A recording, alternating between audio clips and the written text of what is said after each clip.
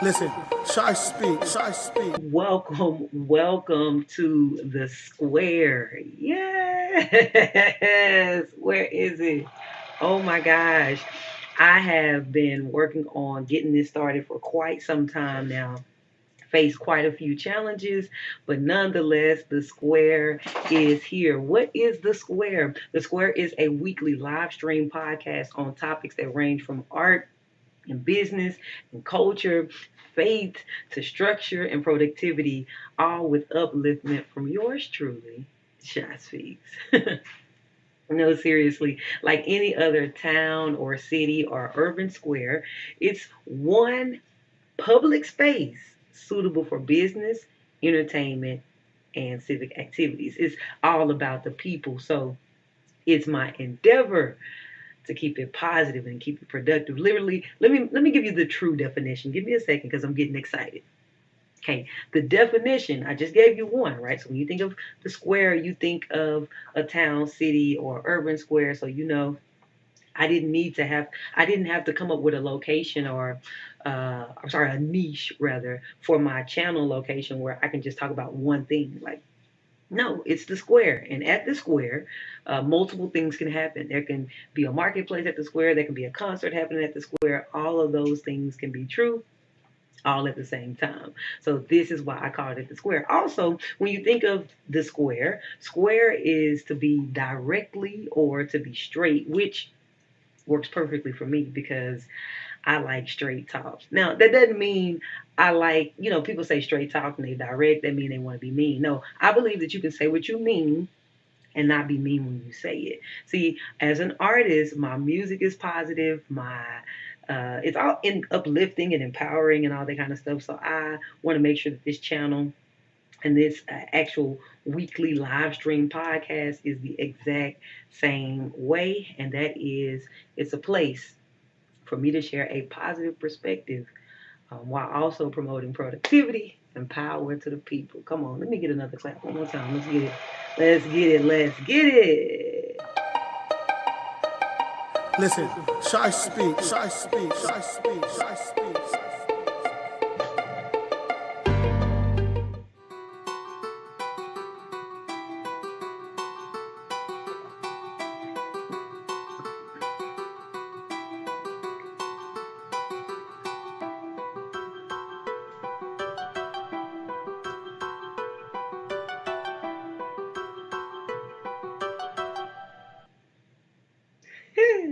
I can't believe this is actually happening. Oh my goodness. Today we're going to get into some really cool topics.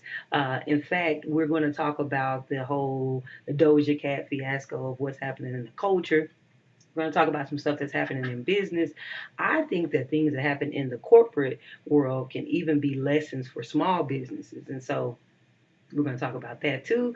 I also want to give a little bit of tips on structure. I love structure and systems and productivity and all that kind of stuff, but I'm going to talk about it from a different perspective. So you definitely want to stick around to the end. Now, when I say that we're talking about business and all this Doja Cat and corporation, the corporation is Adidas, and so yeah, basically we're gonna have to talk about a little bit about the Kanye situation, but well, the situation that Kanye and Adidas have and how there's some type of move for businesses. Anyway, listen, I'm telling you, it's gonna be good. And the cool thing is that this entire day has a theme. It has to. Like this entire podcast or live stream, if you will, it has a theme. And that theme is be kind. All right. So I want to get into why I started with be kind as the very first topic for the very first episode here in just a moment. Listen, ShySpeaks.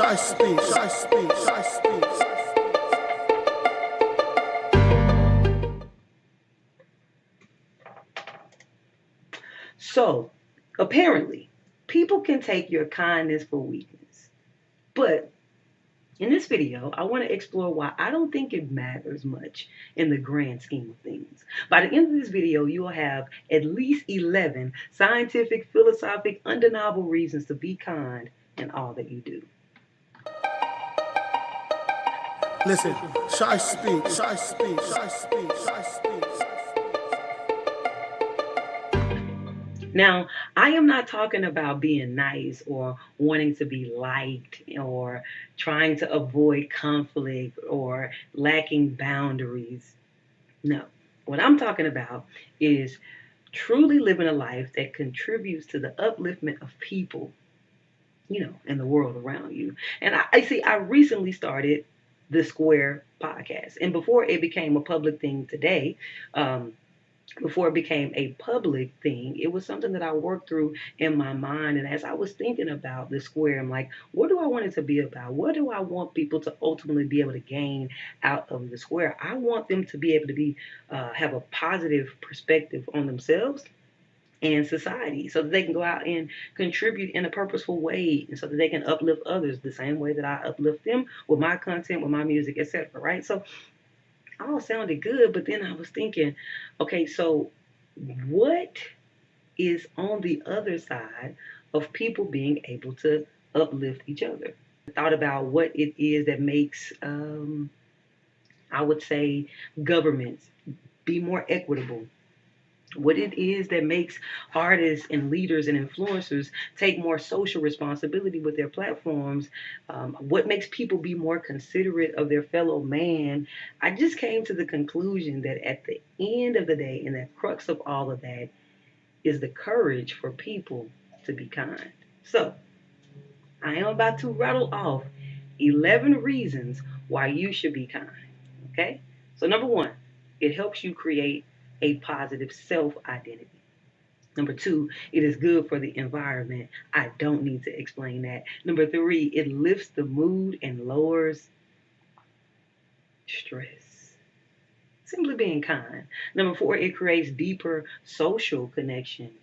It makes you more attractive. It helps you develop empathy skills. It makes you more generous. It promotes the release of happy chemicals in your body. Good. It's good for business. Being kind makes us scientifically happier and healthier.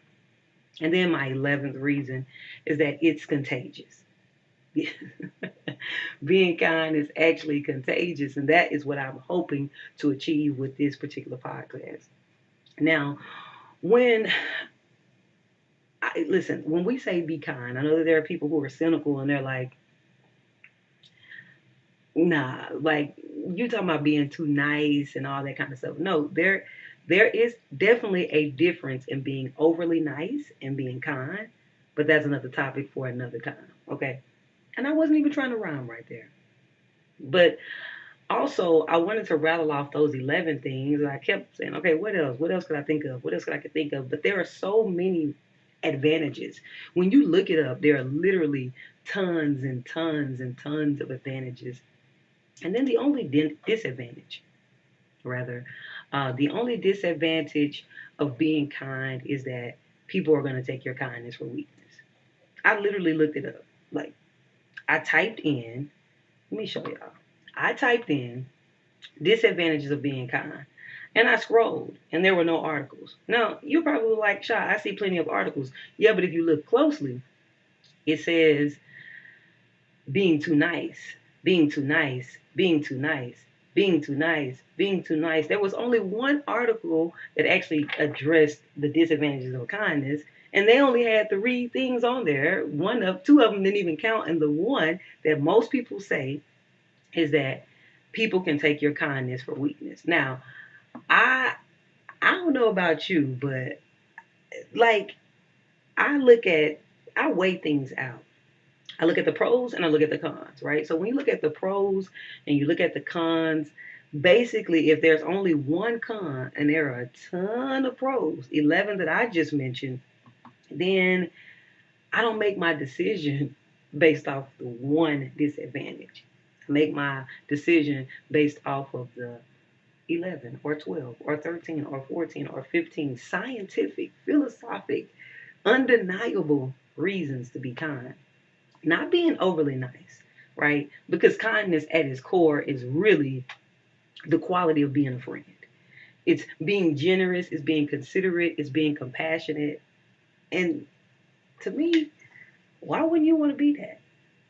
Oh, I get it. Because people can take your kindness for weakness. So, on that note, I actually want to give you a quote that addresses that and sums it up without me having to tell you why that one disadvantage doesn't matter as much, aside from it being pretty much outweighed by the pros.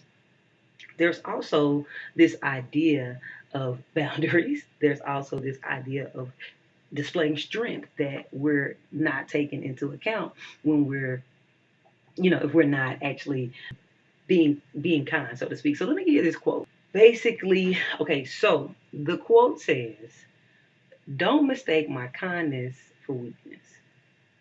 I am kind to everyone, but when someone is unkind to me, weak is not what you are going to remember me by." Actually, weak is not how you're going to remember me, right? Now, this quote was by Al Capone, but still, if you are considering being kind and you're thinking, well, somebody's going to take me, listen, when somebody is unkind to you, that's not an opportunity to be unkind, right? I'm sorry, that's not an opportunity to be weak. Oh, well, no, this is not what we're talking about. Take this quote right there, chew on it, and you'll know what I'm talking about without me having to say it. But the point is that you can have boundaries. You can display strength and be kind. So here's something that I want you to do. I want you to go out tomorrow, okay? I want you to set a goal of going out tomorrow to do a random act of kindness. In doing so, you'll be making an impact. I promise you. You're either going to make an impact on yourself, on someone else, in business, in the community, on the environment, but you are going to make an impact. It is impossible to be kind and not make an impact. And also, here's something that I want to ask for you to do today. I want you to share this video to remind someone to be kind. Listen, Shy speaks, Shy speaks, Shy speaks, Shy speaks.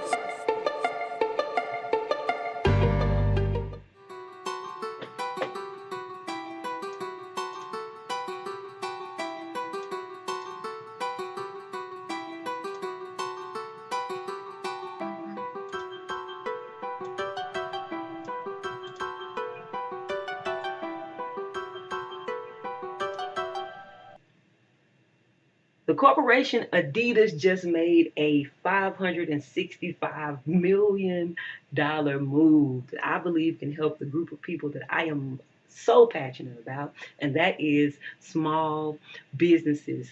Help them do what? Keep the main thing the main thing. Listen, businesses exist to serve people and to make profits. But when a mishap occurs, it's all too easy to cancel the entire situation trying to cancel the problem rather than finding a truly viable solution that will serve everybody best. In this video, I am going to cover the decision by Adidas, who recently discontinued their partnership with Kanye West. I'm sorry. This is so smooth. They're still releasing their remaining inventory of the Yeezy sneakers. Oh my goodness. Listen, by the end of this video, you're going to understand the three major maneuvers that Adidas use that you can apply to your small business should any type of deal go awry. Okay. I know a lot of small business owners. I was raised by a small business owner. I believe that small businesses make the economy go around, but all too often, small businesses allow their close and intimate business relationships to make it to where the personal side trumps the business side. Now, if you haven't noticed by now, I am not about to talk about Kanye West and the Adidas situation and anti-Semitics and none of that. I'm not here to talk celebrity news, right? What I'm talking about is the beautiful synergy that has just come from them releasing, deciding, and choosing after months ago. Months has gone by since that conflict has happened. And if you missed the conflict, I'm sorry. But it was all over all the news outlets, all over the social media. People were talking about it all the time at that time. So we're not about to talk about it here. Huge conflict. Instead of moving quickly on what happened next, they took some time and they made 3 maneuvers. And these 3 maneuvers are so dope, and I think that it's highly possible that you haven't heard about it because we love controversy and I love like positivity and synergy and solutions. And so, okay, so basically, here we go. Boom. And as you can see, let's watch what happened. This article happened a little bit. Let's go Yeezy sneakers. That's the shoe line designed by the rapper formerly known as Kanye West. Adidas, you remember, had pulled the shoes from its stores in October after cutting ties with Ye, as he's now called, over his anti-Semitic comments. NBC News business and data reporter Brian Chung joins us now. Brian, so Adidas hasn't really changed its stance on Ye. They're still parting ways, right? But they're selling the signature product now. Is it selling? Yeah, well, and they're officially on sale today. And for what it's worth, Adidas had been grappling for months about exactly how they would go through the over $1 billion or so of inventory related to Yeezy that they had already ordered prior to cutting their ties to him in October. So there were some options out there, like, for example, destroying all the sneakers and the clothes, by the way, which is also part of this, or maybe donating them, but ultimately they decided to sell them with a, quote, substantial or significant amount being donated to organizations that combat discrimination and hate, like the Anti-Defamation League. Whew, okay. So, okay. Okay, as we can see, there was about $1 billion. Like I said, it was how much inventory, a little over $1 billion. How much money was Kanye losing? But at the end of the day, like even with this situation, once we knew that they were going to do the deal, we still didn't know like how much inventory are they going to sell? How much Kanye is going to get out of the situation? How much money are the organizations who is fighting hate crime? How much are they going to get? Right? Because this is what they just said. So let's finish this. Which is the way that Adidas is choosing to go about it. So they are on sale, but again, we don't know the numbers to those sales. We don't know the volumes to those sales. All we know is that they have a lot of inventory, a lot of shoes and sneakers to try to sell them. And given how many they have to sell, who do they think is buying? I mean, I know they were popular among sneakerheads. You're a sneakerhead. What do you think? Yeah, well, prior to all of this, right, the Yeezy shoe was largely regarded as one of the most popular shoes out there. You would... Hold on. By the way, I don't know. The Yeezy shoe is real to me.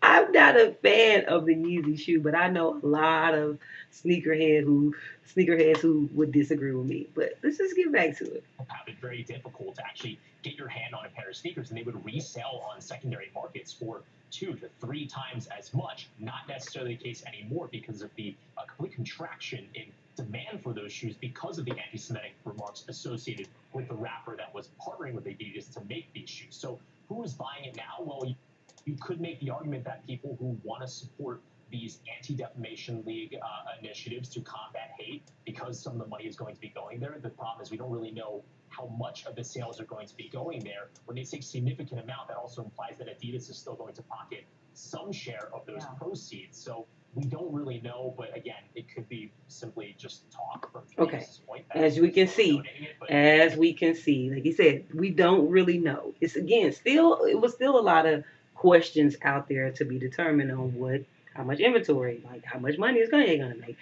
So it was still some, but the verdict is in. $565 million were sold in the pre-order that Adidas released, and now I'm just amazed at the 3 maneuvers that they use. I want to talk about those maneuvers because again, I think that everybody can use these, especially small business owners. So number 1, they handled the business, right? So despite the differences that they have, they decided that we are going to actually clear the inventory. Okay, because at some point they were talking about just burning it, and I've been around small businesses all too often. When things go wrong, they let their personal feelings get in the way, and they're like, "Oh, I don't do business with this person." And what about all this inventory? And what about all this merch? Well, they can have it, or throw it away, or just kind of real letting you.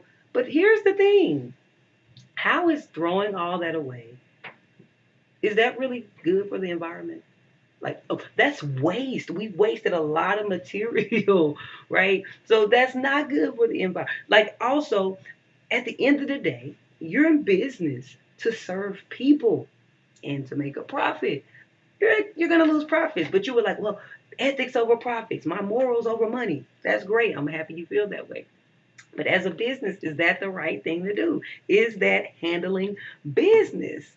You know, and in my opinion, it is not. Let me know in the comments what you think about that. But your primary objective is to continue to serve the people. So how am I serving them by closing this? Because perhaps you'll say, "Well, I'm serving that group of people who wouldn't want me to be tied up and wrapped up with anybody that's doing our business this way and acting that kind of way." And so, but the solution they came up with was very clever, and that leads me to maneuver number 2. So first of all, number 1 was that they handled the business, right? Just handle business. Don't handle your personal thing. Handle business. Business is to make profit, serve people, right? So they handled the business. How can I make a profit still? How can I continue to still serve people? They serve 2 different groups of people. Number 1, they served the group of people who still want the Yeezy shoes. They were waiting on the next drop, and they were mad when they found that they weren't coming out.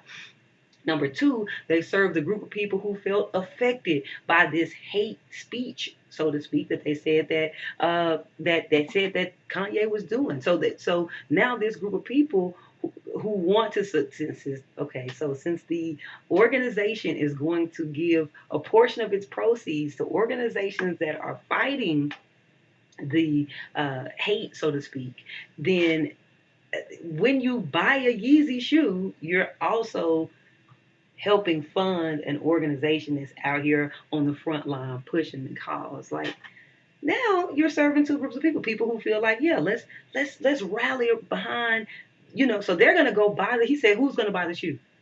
2 groups of people. Number 1, those who actually like sneakers, and then number 2, those who particularly want to buy the sneakers to support those organizations. So now I serve organizations, and those organizations are going to go and serve a lot of people, as well as it served the key stakeholders involved in it. Oh my goodness, that is such. So what I believe is strategy number 2, and that is they strategize the spend. Okay, so this is what you need to do when you're in business. You got to handle the business. Make sure the business is taken care of. Clear the inventory. Send the invoice. Write the contract. Send the note. Do whatever you're supposed to do. Do that, because that's the principal thing for what you're doing. The second thing is to strategize the spend, and that is to come up with a win-win outcome, right? So it served served 2 different people groups, actually served several people groups, and then not only that, you still know that Adidas is going to get their cut, and Kanye is going to get his cut for being the designer of the shoe. So at the end of the day, Kanye is still going to make money, which was why they were in business as well. And he was serving people with his cool design that they think is all like, I guess this is how they see Kanye's design. But this is kind of how I see Kanye's design. No, the shoes are okay. But basically, they're paying him. He served people with a unique design, and he made profit for it. And Adidas served Kanye. You see what I'm saying? So all key stakeholders walked away with a win, and they served several people groups. And they waited. They strategized. How can we spend this for the good instead of burning it? And so the people who heard about it, or whose feelings were hurt, or who were affected, no, we don't want to. We want to affect generations to come. With if we sell $1 billion worth of shoes, and I'm sure that's probably hundreds of millions of dollars going to different organizations. That's going to affect this generation and the next generation and the next generation and then I'm telling you, you got to strategize the spend. How can I spend this situation? Yes, it went bad, but how can I spend this? And that actually goes into what some people would call like a PR type of situation, more of a publicity thing, right? They're not just doing what's good for publicity. They did good business, but they also spend it as well, so that when I go buy shoes, I don't feel bad that people are buying shoes, because every pair of shoes you buy is going to, you see, come on, you got to spend it. And then the last thing is that you have to, in business, in my opinion, this is a masterclass, stick to your ethics. It could be $1 million on the line 2 million, 10 million, 100 million, 1 billion on the line. You have to stick to your ethics. And I say that because despite the fact that they're selling these shoes, they're still not renewing the partnership. And this is a note that we can take out of the book of forgiveness and reconciliation, right? If I had time, I would preach and give you several scriptures on how you are supposed to forgive, right? And you are even supposed to reconcile, but the degree to which you reconcile is up to you, right? And so, yeah, I like what they did there. They did some kind of reconciliation, but not all the way, because at the end of the day, to fully reconcile will be to go against their ethics. And so, if you have a business, whatever your values are, don't go against them. I believe that this was an overall positive outcome with mostly wins in this situation. I believe that there is a way to have a positive outcome in every situation in business, even if it's negative, if people take time to, number one, keep the main thing the main thing. Number two, if you sit down and you actually strategize and you spin it, you sit down with a group of people, y'all have a think tank, wise counsel, and you spin it until you win it, right? You spin it until you come up with a winning solution. That is synergy.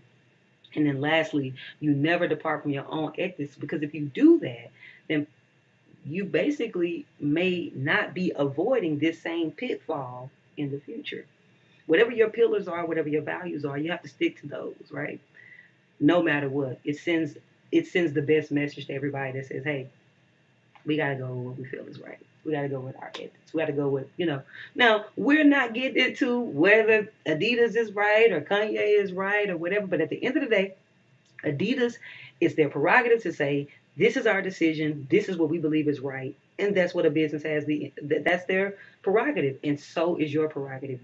These are your values, these are your morals, these are your ethics, and if you decide at whatever point in time you're going to sever a relationship, you're going to come up with something synergetic or synergistic, do that. But at the end of the day, stick to your ethics, right? Stick to them, because in doing so, you're going to be avoiding a pitfall so that you can kind of lend yourself to an even greater positive outcome in the future.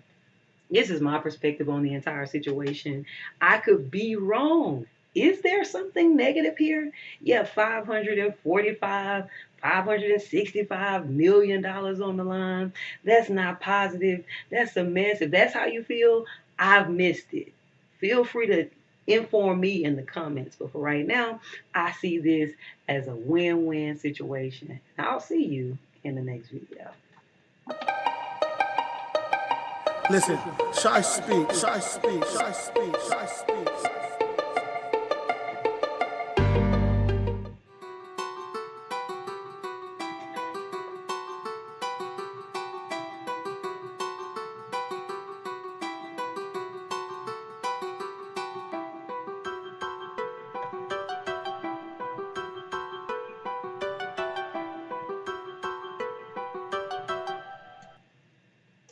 Someone asked me something the other No, someone didn't ask me something the other day. Someone asked me, what is something that you can do for self-care? And I rattled off a list of things that they can do, and none of them included goal setting, planning, working efficiently, scheduling, organizing, and optimizing. And after looking, though, deeply into the person's life, after a little bit more conversation, I started realizing that they didn't need a skin routine.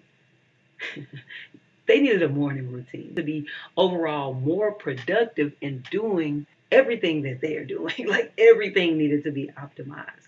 Because in doing that, they would be engaging in self-care. So, needless to say, I was wrong. So in this video, I'm going to explore the idea of leaning into productivity as self-care. By the end of this video, you are going to understand why telling people to just relax and find work-life balance and focus on your mental wellness is incomprehensive at best when it comes to self-care. So number one, when you prioritize, or when you are doing productivity, right? Productivity, the first thing you think of is prioritizing. So you do some things like planning your day. Now, when you plan your day, you actually find and schedule time to implement healthy habits into your day. It's not just like slamming every moment with work and like, oh, okay, I'm trying to be productive. Let me do this work and this hour and this hour. No, what you do is you actually take some time, you prioritize the things that need to be prioritized. You make sure that you're not taking too long on tasks. You become extra efficient, right? And so that you start realizing, okay, I have time right here. Here's where I can take lunch. Okay, I have time right here. Here's where I can socialize with my friends. I have time right here. Here's where I can do something healthy. I can implement one of those healthy habits that I've been needing to do. I can go cycling or go walking or something like that. And then if I even get more optimized, maybe something was taking me 4 hours, I realized that through developing a system and actually scheduling each moment of that 4 hours out, I was able to truncate it down to 3 hours. So guess what I just did? I just created margin in my schedule by planning my day. Okay, so now I have an hour right here, and this hour I can get up from my desk, and it's not just lunchtime. I can actually go do something else, like read a book. I can meditate. I can journal, all those types of things. All that comes when you plan your day. So I'm talking about the physical act of being productive and how it creates efficiency. But there is more to it than that. There is more. Like there actually productivity is self-care. Not it creates moments for self-care. It literally is self-care. I will say for myself, I found out that I actually had time to read. I used to say, I want to read a book a month, 2 books a month, 3 books a month, right? And I wanted to, these were my personal goals because if I could read, I knew that I would grow and I would develop my mind and my thoughts on different topics and become a better person in whatever areas that I'm choosing to be enhanced in, right? But I would say, I don't have time. Like, how do people have time to sit here and read all these things? And so I developed a morning routine. Developing a morning routine is actually a productivity task, right? You wouldn't think developing a morning routine is actually not a self-care task if you don't think of it that way. But in reality, it really is because in the morning routine, I found time to do self-care. I have time to pray. I take time to meditate. I take time to worship. I take time to read the word in my morning routine. I take time to stretch. I take time to exercise again in my morning routine. And then I realize that there's times where I'm getting dressed and I may be commuting to go work out, to whether I'm working out here at the house or at the nearby gym. There's time that I actually have to take from getting dressed to getting to work out. And that's like, that could easily be 10 to 15 minutes right there. Wow, I could listen to an audiobook during that time and actually be focused. I can actually, something as mundane as just putting on the clothes that I already had laid out, I could actually really listen to an audiobook and get further along. If I can listen to about 15 minutes every morning, right? That's by the end of the week, I've listened to 75 minutes of the book. I'm over an hour into the book. See, this was only the byproduct of developing a morning routine. Now, earlier I said that when we just tell people to relax and develop work-life balance and focus on your mental well, like saying those things are great, but they're incomprehensive. And here's what I mean. Okay, let's try this. Relaxing is self-care. If we go back to the example earlier, hey, when someone asked me, what are some things that I can do for self-care? And if I would have given an answer that, hey, simply relaxing is self-care. Not with all that on your mind. That's the thing that I have to think about. You tell people to go relax, but they still have all these things on their mind because they have so many things that are left unaccomplished because they have not been what? Productive.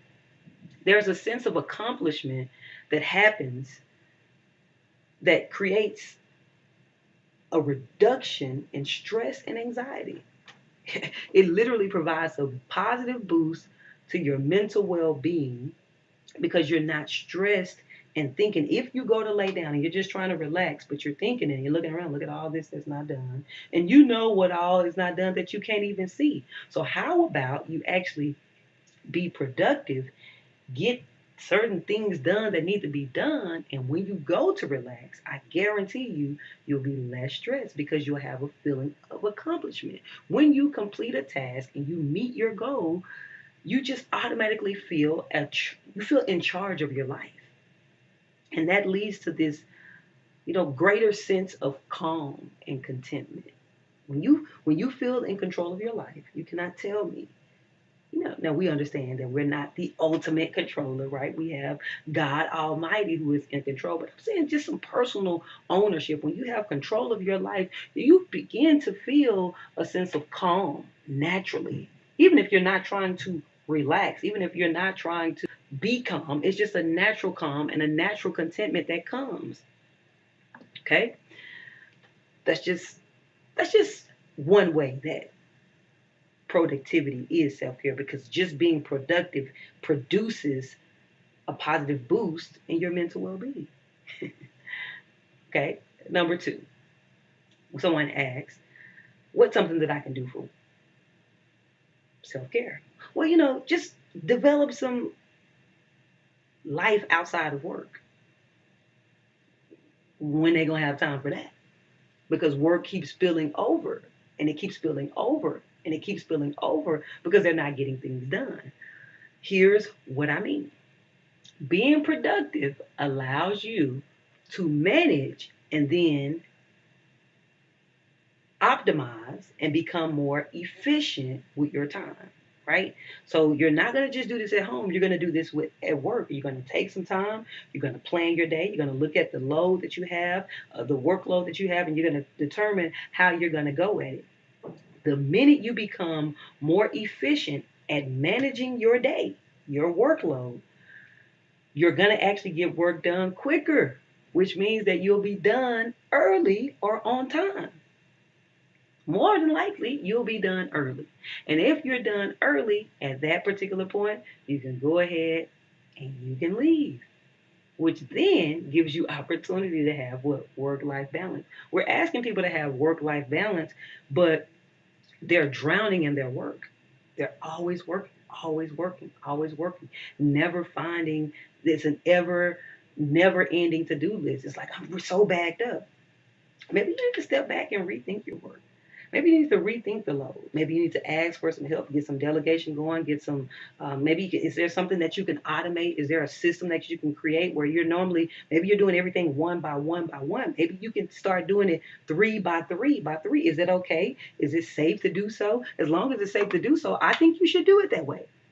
I definitely think that you should look and rethink your work, and then maybe you'll actually be able to get done on time. So when we're working productively, and we're being productive during our work hours, we accomplish more in less time, leaving us more opportunities to engage in activities that actually nourish our well-being outside of work. Because I can actually be done with my work on time or early. Get out of here, I can go hike. Let me get out of here, I can go fish. Let me get out of here, I can go walk and meditate. Let me get out of here, I can actually, but you can't tell people that, because then you just tell them to see, because what's happening is, this is the reason why it's incomprehensive. You're telling people to just have work-life balance, and so what they're doing is, I'm getting off at 5. I'm leaving, I'm done. Well, no, you're not done, you're just leaving. The work is still not done, right? So they're leaving and they're just going to go do leisure. Just making sure you're spending so much time doing leisure doesn't mean that you have truly achieved work-life balance. You actually have begun to focus more on leisure than you have focused on work, because you've given your attention to having leisure time when you should be giving your attention to also having a more efficient work experience. Let me keep you moving. And here's one that's near to me, which is just, hey, if you want to find a way to do self-care, say affirmations. Affirmations is self-care. I love affirmations. I tell people all the time that they should say them. Affirmations have actually changed my life. But the truth of the matter is, That's incomprehensive, because there's something greater than just simply affirming my confidence into place. I heard an online mentor of mine, so to speak, he said this. He said, he said, confidence doesn't come by yelling affirmations at yourself in the mirror. He said, confidence comes by having a stack of proof about yourself that you can present to yourself that you get it done, that you do a certain thing. And so now you can be confident. See, each task that's actually completed, each completed task reinforces a positive self image and encourages us to take on new challenges because we know we have belief in our own abilities, right? So, yes, say affirmations, but also be productive. Actually get things done. Show up for yourself. That's what I'm saying. I say affirmations, but I show up for myself. What does that mean? Show up for myself. That means I actually get stuff done. And once I've done this thing and I've done this thing and I've completed this task and I've did this, I know, hey, when something big comes my way, I know I'll be able to get it done. Why? Because I've seen myself do it before. There's this way we think about God. There's a song that says, I've seen you move the mountains, and I believe I'll see you do it again. Right? So I've seen, why do we expect God to be able to do the miraculous? Because we've seen him do the miraculous before. Well, why do you expect yourself to be able to do anything if you've never seen yourself do anything? Because you've been unproductive. No. Say affirmations, yes. Be productive, because as you be productive, it'll give you that same confidence that you would get from yelling a thousand affirmations at yourself out loud. I'm telling you, there's something great about actually doing and actually being and embodying those words. There are far too many intangible, I mean, that is emotional and mental enhancements that come from being, tangibly and physically productive. So I'll conclude with this. Productivity does not lead to self care. Productivity is a form of self care because it reduces stress. It helps create a better work life balance. It helps enhance your self esteem and your confidence because you know you get it done. See, when you take time to be productive and you actually accomplish tasks, it's not only a benefit to your productivity, it benefits your overall well being. Hopefully, by now, you realize that the next time someone asks you, hey, what can I do for self care? That you should tell them to lean into productivity. Add that to your list. Now, if you found this video to be helpful, please do me a favor and consider liking this video and subscribing for more insights just like this one. Until next time, I'll see you in the next video. Listen, ShySpeaks, ShySpeaks, ShySpeaks, ShySpeaks.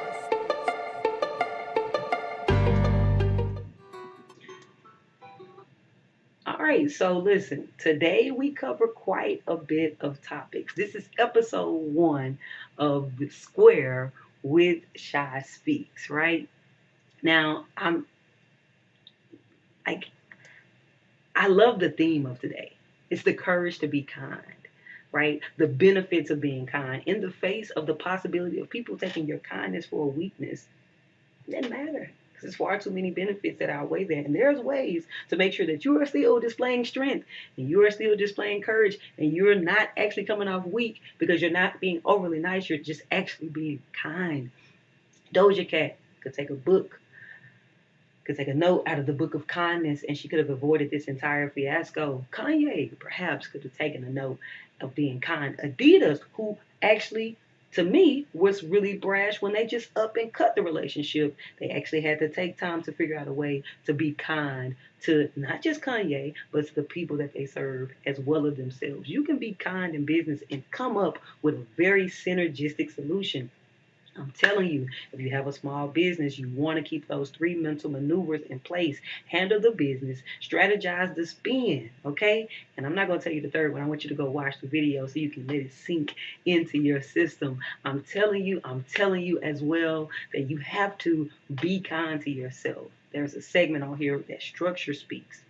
We talk about productivity is self-care. Productivity doesn't lead to self-care. Being productive actually boosts your overall well-being. Ask me how I know. I see it in my own life. I'm telling you to be kind. Now, this is the square, right? Shout out to everybody who's watching this live, everybody who's actually tuned in. One thing that I want to add to the square is at the end of the square, I want people to, on their way out, follow me out towards the fountain. And at the fountain is where I'm going to give a weekly nugget of wisdom or quote or scripture, something that you can take with you and you can use to get you through the next week, the next month, the next year, to get you through life, really, right? You want to take something out of the fountain for life. Here's the scripture, Proverbs 11, verse 17. Proverbs 11, verse 17. Proverbs 11, verse 17. And it says, a man who is kind benefits himself, but a cruel man hurts himself.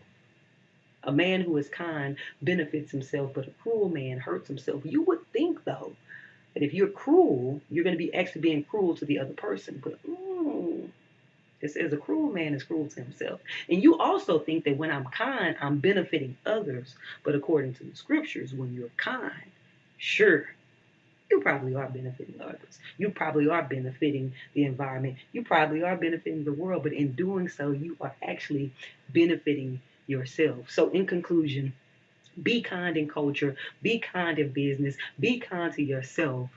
Simply be kind. That concludes episode 1 of The Square with ShySpeaks. Until next time, peace out. And if you haven't already, please like the video, right? Hold on, we have to go back. If you haven't already, hit the subscribe button. And if you didn't know, this entire channel is powered by Team ShySpeaks. That is my Patreon community of people who partner with me and pledge to help keep what I got going, because what I have going is what they have going, and that is a mission to actually infuse positivity, spirituality into the world, build community, and do it together as a team. So again, now at this point, shout out to the Patreon community. Become a part of the Patreon community. Be on the lookout for next Wednesday. I'm going to be dropping episode 2 of The Square. Thank y'all so much for tuning in with me. Peace out, out, out, out, out.